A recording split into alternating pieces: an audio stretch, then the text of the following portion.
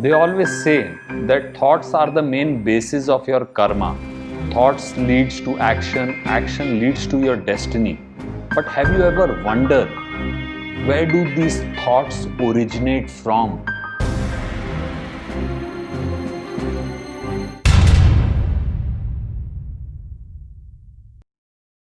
We always think and say that the thoughts are originated in the mind, but don't we believe that there are times when we are sitting idle and a thought appears from nowhere?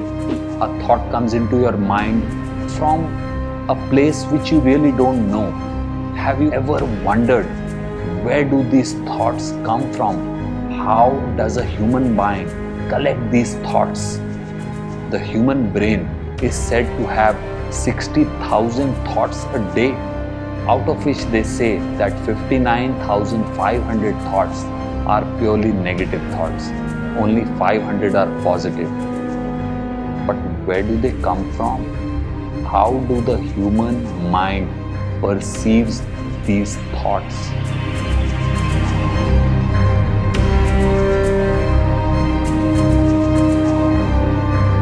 Have you ever seen a radio? You turn your frequency to a particular band in the radio and suddenly that particular band starts to play. It is similarly in life. You have to increase the resonance of your own persona, of your own personality. The moment frequencies of your life increases, you start to perceive these thoughts. It's just like when a plane is particularly flying at a height of 36,000 square feet, he is likely to see flights which are 35,000 square feet or 37,000 square feet. So idea is the moment you keep raising your frequency, you start to encounter with people who are on the same frequency. There is no coincidence in life. You don't meet people by accident or coincidences. You meet people by working on your own self.